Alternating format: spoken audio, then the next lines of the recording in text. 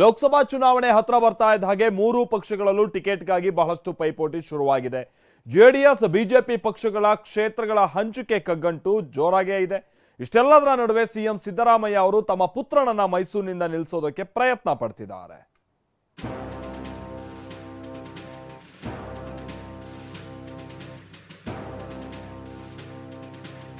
Mandya ticket ಹಂಚಿಕೆಯ ಮೈತ್ರಿ ಪಕ್ಷಕ್ಕೆ ಮಂಡೆ ಬಿಸಿ. ಮಂಡ್ಯ ಕ್ಷೇತ್ರ ಬಿಟ್ಟುಕೊಡಲು ಬಿಜೆಪಿ ನಾಯಕರ ನಕಾರ. ಅತ್ತ ಮಂಡ್ಯ ಕಣದಲ್ಲಿ ಬಿಜೆಪಿ ಜೆಡಿಎಸ್ ಮಧ್ಯೆ ಕ್ಷೇತ್ರ ಸೀಟ್ ಹಂಚಿಕೆ ಇನ್ನಷ್ಟು ಗಗ್ಗಂಟಾಗ್ತಿದೆ. ಜೆಡಿಎಸ್ ಮೈತ್ರಿಗೆ ಕೆಲ ಬಿಜೆಪಿ ನಾಯಕರು ಅಪಸ್ವರ ಎತ್ತುತ್ತಿದ್ದಾರೆ. ಮಾಜಿ ಸಚಿವ ನಾರಾಯಣಗೌಡ ಸೇರಿದಂತೆ ಕೆಲ ನಾಯಕರು ಮಂಡ್ಯದಲ್ಲಿ ಬಿಜೆಪಿಗೆ ಟಿಕೆಟ್ ಉಳಿಸಿಕೊಳ್ಳುವುದಕ್ಕೆ ಒತ್ತಡ ಹೇರ್ತಿದ್ದಾರೆ. ಇವತ್ತು ಪಾಂಡವಪುರದಲ್ಲಿ ಜಿಲ್ಲಾಧ್ಯಕ್ಷ ಡಾಕ್ಟರ್ ಇಂದ್ರೇಶ್ ನೇತೃತ್ವದಲ್ಲಿ ಸಭೆ ನಡೆಯಿತು. ಎಲ್ಲರ ಅಭಿಪ್ರಾಯ ಸಂಗ್ರಹಿಸಿದ್ದು ರಾಜ್ಯ ನಾಯಕರ ಗಮನಕ್ಕೆ ತರಲಾಗುತ್ತಿದೆ.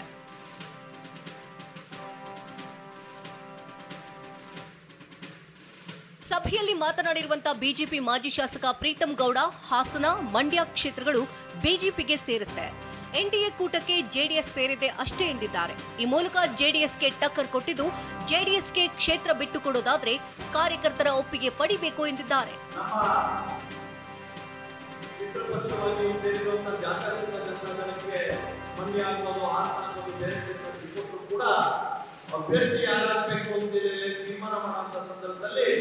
ನಿಮ್ಮೆಲ್ಲರ ಏನು ಸಲಹೆ ಇರುತ್ತೆ ಆ ಸಲಹೆಯನ್ನ ಬೇಡಿಕೆ ನಾಯಕರು ರಾಜ್ಯದಲ್ಲಿ ಗಮನಿಸಿದ್ದು ನಮ್ಮ ಅಭ್ಯರ್ಥಿಗಳ ತೀರ್ಮಾನ ಆಗುತ್ತೋ ಯಾರೋ ತೀರ್ಮಾನ ಮಾಡಿ ಯಾರೋ ಅಭ್ಯರ್ಥಿ ಇಲ್ಲ ಅನ್ನೋದನ್ನ ನಿಮ್ಮೆಲ್ಲರ ಗಮನಕ್ಕೆ ತಂದಿದ್ದೀವಿ. ಇಷ್ಟೆಲ್ಲ ಗೊಂದಲಗಳ ಮಧ್ಯೆಯೇ ಬಿಜೆಪಿ ಜೆಡಿಎಸ್ ಮೈತ್ರಿ ಕ್ಷೇತ್ರ ಹಂಚಿಕೆ ಮಾತುಕತೆ ಅಂತಿಮ ಹಂತಕ್ಕೆ ಬಂದಂತಿದೆ. ಮಾಜಿ ಸಿಎಂ ಎಚ್ಡಿಕೆ ಶೀಘ್ರವೇ ದೆಹಲಿಗೆ ತೆರಳಿ ಕೇಂದ್ರ ಗೃಹ ಸಚಿವ ಅಮಿತ್ ಶಾ ಅವರನ್ನ ಭೇಟಿ ಮಾಡಲಿದ್ದಾರೆ. ಕನಿಷ್ಠ 5 ಕ್ಷೇತ್ರಗಳಲ್ಲಿ ಜೆಡಿಎಸ್ ಟಿಕೆಟ್ ಪಡೆಯೋದಕ್ಕೆ ಯತ್ನಿಸಲಿದ್ದಾರೆ. ಈ ಬಗ್ಗೆ ಅಭ್ಯರ್ಥಿಗಳ ಪಟ್ಟಿ ಜೊತೆಗೆ ಸರ್ವೆ ರಿಪೋರ್ಟ್ ತೋರಿಸಿ ಅಂತಿಮ ಮುದ್ರೆ ಪಡೆಯಲಿದ್ದಾರೆ. ಇನ್ನು ಜೆಡಿಎಸ್ ಸಂಭಾವ್ಯ ಅಭ್ಯರ್ಥಿಗಳ ಪಟ್ಟಿಯನ್ನ ನೋಡೋದಾದ್ರೆ ಈ ಸಾರಿ ಜೆಡಿಎಸ್ 5 ಕ್ಷೇತ್ರಗಳಲ್ಲಿ ಸ್ಪರ್ಧಿಸಲು ಉತ್ಸುಕವನ್ನ ತೋರಿದೆ. ಜೆಡಿಎಸ್ ಸಂಭಾವ್ಯ ಅಭ್ಯರ್ಥಿಗಳ ಪಟ್ಟಿಯಲ್ಲಿ ಹಾಸನದಿಂದ ಪ್ರಜ್ವಲ್ ರೇವಣ್ಣ, ಬೆಂಗಳೂರು ಗ್ರಾಮಾಂತರ ಎಚ್ಡಿ ಕುಮಾರಸ್ವಾಮಿ ಅಥವಾ ಜಯದೇವ ಮಾಜಿ ನಿರ್ದೇಶಕ ಡಾಕ್ಟರ್ ಮಂಜುನಾಥ್, ಮಂಡ್ಯದಿಂದ ಮಾಜಿ ಸಚಿವ ಸಿಎಸ್ ಪುಟ್ಟರಾಜು, ಚಿಕ್ಕಬಳ್ಳಾಪುರದಿಂದ ಮಾಜಿ ಸಿಎಂ ಎಚ್ಡಿ ಕುಮಾರಸ್ವಾಮಿ, ಕೋಲಾರದಿಂದ ಶಾಸಕ ಸಮೃದ್ಧಿ ಮಂಜುನಾಥ್ ಅಥವಾ ಮಾಜಿ ಶಾಸಕ ನಿಸರ್ಗ ನಾರಾಯಣಮೂರ್ತಿಗೆ ಟಿಕೆಟ್ ಸಿಗುವ ಸಾಧ್ಯತೆ ಇದೆ.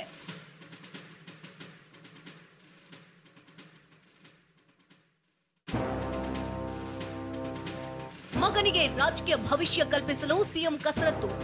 ಇಡೀ ಕರ್ನಾಟಕದಲ್ಲಿ ಮೈಸೂರು ಲೋಕಸಭಾ ಕ್ಷೇತ್ರ ಈ ಸಾರಿ ಜಿದ್ದಿನ ಕಣವಾಗಿ ಮಾರ್ಪಡೋ ಸಾಧ್ಯತೆ ದಟ್ಟವಾಗಿದೆ. ಈಗಾಗಲೇ ಬಿಜೆಪಿ ಜೆಡಿಎಸ್ ಮೈತ್ರಿಯಾಗಿದೆ. ಕಾಂಗ್ರೆಸ್ನಿಂದ ಡಾಕ್ಟರ್ ಯತೀಂದ್ರ ಸಿದ್ದರಾಮಯ್ಯ ಹೆಸರು ಮುನ್ನೆಲೆಗೆ ಬರುತ್ತದೆ.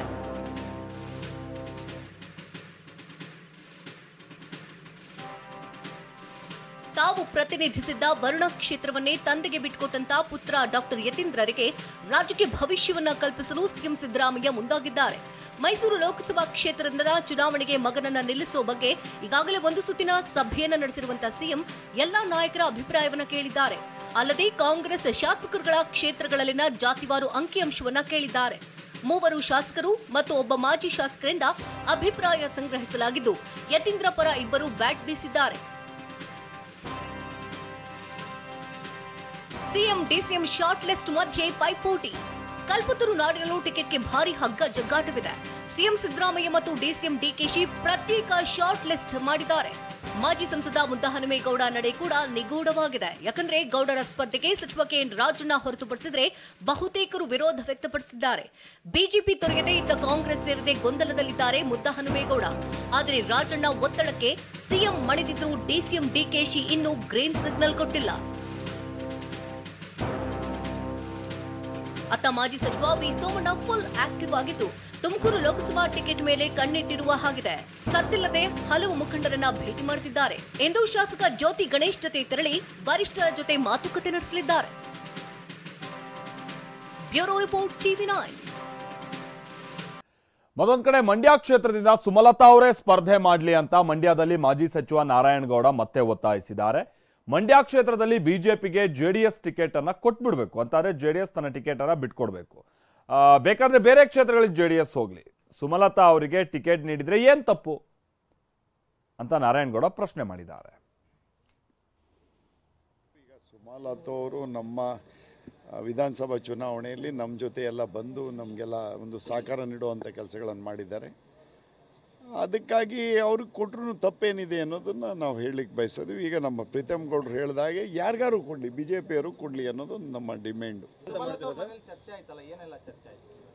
ಚರ್ಚೆ ಅಷ್ಟೇ, ಖಾಲಿ ಅವ್ರಿಗೆ ಹುಷಾರಿರಲಿಲ್ಲ. ಯಾಕೆ ಅಂತ ಹೇಳಿದ್ರೆ ನಾವು ಒಂದಿನ ಮುಂಚೆನೇ ನಮ್ಮ ಕೆರಗುಡ್ನಲ್ಲಿ ಆದಂಥ ಘಟನೆಗೆ ನಾವು ಅವ್ರನ್ನ ಕರೆಯೋದಕ್ಕೆ ಹೋಗಿದ್ದು. ಮತ್ತು ನಿಮ್ಮ ಅಭಿಪ್ರಾಯಗಳೇನು ಅಂತ ಕೇಳಿದ್ರು. ಇಲ್ಲ, ನಾನು ಮಂಡ್ಯದಲ್ಲಿ ನಾನು ಸ್ಥಿಕರಣಾಗಿರ್ತೀನಿ, ನಾನು ಬೇರೆ ಕಡೆ ಎಲ್ಲೂ ಹೋಗಲ್ಲ ಅಂತೇಳಿ ಅವರು ಹೇಳಿದ್ದಾರೆ. ಇದಕ್ಕೆ ನಮ್ಮ BJPಗೇನೆ ನಾವು ಕೊಡಬೇಕು ಅನ್ನೋದೊಂದು ದೊಡ್ಡ ಡಿಮ್ಯಾಂಡ್ ಇದೆ ನಮ್ಮ ಮಂಡ್ಯ ಜಿಲ್ಲೆಯಲ್ಲಿ. ಯಾಕೆಂದ್ರೆ ಮಂಡ್ಯ ಜಿಲ್ಲೆಯಲ್ಲಿ ಬೆಳಿಬೇಕು, BJP ಒಂದು ಮಟ್ಟಕ್ಕೆ ಬೆಳೆದಿದೆ, ಇನ್ನೂ ಉತ್ತಮ ಸ್ಥಾನಕ್ಕೆ ಹೋಗಬೇಕು. ಅವ್ರಿಗೆ ಬೇರೆ ಬೇರೆ ಕ್ಷೇತ್ರಗಳಿವೆ, ಬೇರೆ ಕ್ಷೇತ್ರದಲ್ಲಿ ಅವರು ಕಾಂಟೆಸ್ಟ್ ಮಾಡಲಿ ಅಂತ ಹೇಳಿ JDSನವ್ರು ನಮಗೆ ಮಾಡಲಿ. ಯಾಕೆಂದ್ರೆ ಇಡೀ ಕರ್ನಾಟಕದಲ್ಲಿ ಅವ್ರಿಗೆ ಮಾಡೋವಂಥ ಸಂದರ್ಭದಲ್ಲಿ ಮೋದಿಯವ್ರನ್ನ ಪುನಃ ನಾವು ಪ್ರಧಾನಿ ಮಾಡಬೇಕು ಅನ್ನೋದು ಒಂದು JDSನವ್ರ ಭಾವನೆಗೆ ಬಂದಾದಮೇಲೆ ಮಂಡ್ಯನ ನಮಗೆ ಬಿಟ್ಕೊಡ್ಲಿ, ಮಂಡ್ಯ ನಮಗೆ ಸಹಕಾರ ಕೊಡಲಿ ಅವರು ಅಂತ ಹೇಳಲಿಕ್ಕೆ ಬಯಸ್ತಾ ಇದ್ದೀನಿ.